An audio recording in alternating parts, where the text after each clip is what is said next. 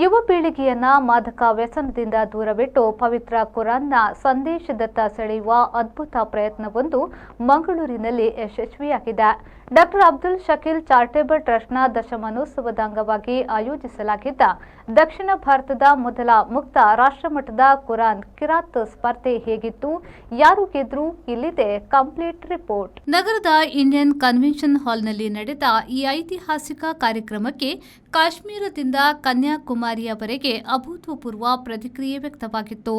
ಸುಮಾರು 2252 ಸ್ಪರ್ಧಿಗಳು ಆನ್ಲೈನ್ ಮೂಲಕ ಭಾಗವಹಿಸಿದ್ದು, ಅದರಲ್ಲಿ ಆಯ್ಕೆಯಾದ 50 ಮಂದಿ ಫೈನಲಿಸ್ಟ್ಗಳು ಮಂಗಳೂರಿನ ವೇದಿಕೆಯಲ್ಲಿ ತಮ್ಮ ಕಂಠಸಿರಿಯ ಮೂಲಕ ಕಿರಾತ್ ಪಠಿಸಿದ್ರು. ಕರ್ನಾಟಕ, ಕೇರಳ ಮಾತ್ರವಲ್ಲದೆ ಗೋವಾ, ತೆಲಂಗಾಣ ಮತ್ತು ಉತ್ತರ ಪ್ರದೇಶದ ಪ್ರತಿಭೆಗಳು ಇಲ್ಲಿ ಪೈಪೋಟಿ ನಡೆಸಿದ್ದು ವಿಶೇಷವಾಗಿತ್ತು. ಸ್ಪರ್ಧೆಯ ಪಾರದರ್ಶಕತೆಗಾಗಿ ಉತ್ತರ ಪ್ರದೇಶದ ಶೈಖ್ ಸರ್ಫರಾಜ್ ಅಜ್ಹರಿ ಮತ್ತು ಹೈದರಾಬಾದ್ನ ಖಾರೆ ಅಹಮದ್ ಮುನೀರ್ ಅವರು ತೀರ್ಪುಗಾರರಾಗಿ ಆಗಮಿಸಿದ್ರು.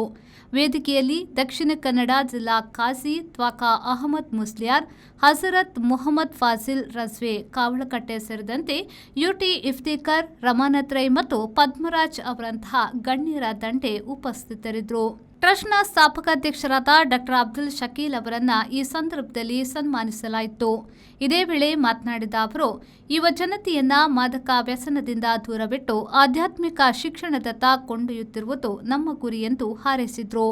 ಕಳೆದ 10 ವರ್ಷಗಳಿಂದ ಶಿಕ್ಷಣ, ಆರೋಗ್ಯ ಕ್ಷೇತ್ರದಲ್ಲಿ ಸಕ್ರಿಯವಾಗಿರುವ ಈ ಟ್ರಸ್ಟ್ ಈ ಹಿಂದೆ ವಿದೇಶಗಳಲ್ಲಿ ಇಂತಹ ಸ್ಪರ್ಧೆ ಆಯೋಜಿಸಿತ್ತು.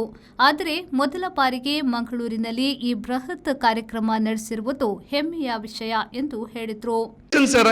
Why you are doing for common people? I told common people like us, our kids, they deserve to compete somewhere, and that platform our charitable trust is giving since 3 years, and this is the 4th year, and since it is our 10th year anniversary, alhamdulillah, there were a lot of demands that we have to do this competition in India. By the grace of Allah subhanahu wa ta'ala and all your blessings, ningalellare blessings le alhamdulillah idu oru success kari aithikre. Adukku dakku chama kosi avaru sonnenga sumar almaru maghribige bandanga enim dechiraru. Sele almaru mashallah, they have come before us. Nanu hall ge bandre me 12 rekinde contestants from Hyderabad.